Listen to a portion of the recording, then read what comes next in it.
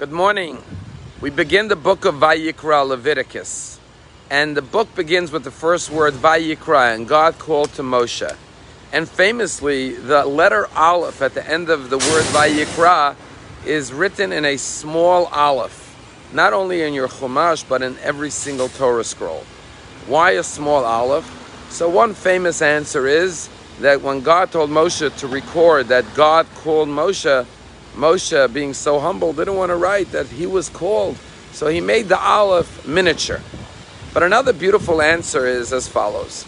There is a tradition, according to the Medrash, that's practiced till today. And that is when children go to school and begin learning Torah, we begin with the book of Leviticus. We first learn with them the first chapter of Leviticus, and then we go back to Genesis, to the creation of the world. Why do we begin with the book of Leviticus? Because our rabbis say that just like the sacrifices were pure and could not have any blemish, so too little children are pure, innocent, without blemish. But I once heard an answer from Rabbi Abraham Twersky. Rabbi Dr. Abraham Twersky said that when he went to school as a small child of 5 years old, the teacher began with Leviticus and explained that the little Aleph represents the little children who are still very small, but begin the Torah with Leviticus, with Vayikra.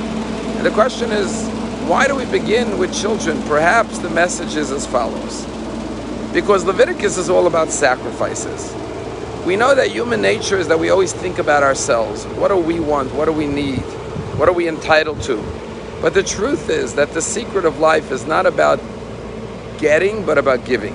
Think about the most meaningful relationships you have, whether it's with your parents, with your siblings, with your spouse, with your children. The most loving and fulfilling relationships in life are all about sacrificing for others. And the more you're asked to give and do for others that you love, the more pleasure you get.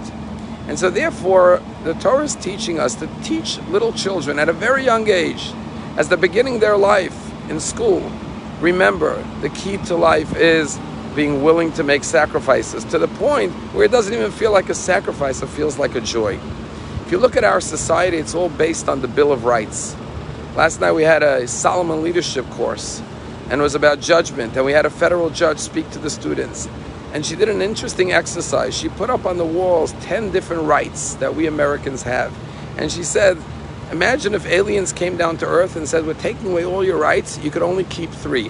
Which 3 would you keep? Would you keep freedom of speech, freedom to congregate, freedom of press? And everyone had to choose which 3, make a judgment call. But if you think about the Bill of Rights, we are trained to always think about, what am I entitled to? What are my rights? In Judaism, we don't have a Bill of Rights. We have commandments. Commandments are your obligations, your responsibilities, your duties. That's the way we think. Don't think about what the other person owes you. Think about what are your responsibilities to the other person. They tell a story about a king who was once traveling through a forest, and they ran out of water. And the king said to his servants, I want you to dig a well to find water. They said to the king, why do we have to dig a well? We could send soldiers to the nearest town and acquire a lot of water and bring it back. It's a lot easier than searching for a well.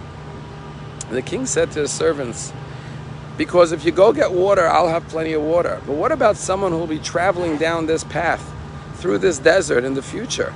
They'll run out of water and they won't be able to go get water. And they could be thirsty and even die of thirst.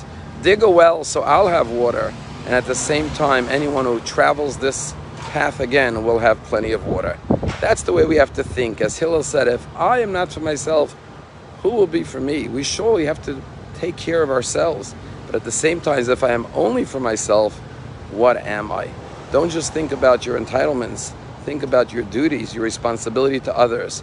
Automatically, your needs will be fulfilled, and you will find that you will be much, much happier, and your relationships will be deeper and more fulfilling. Have a wonderful day.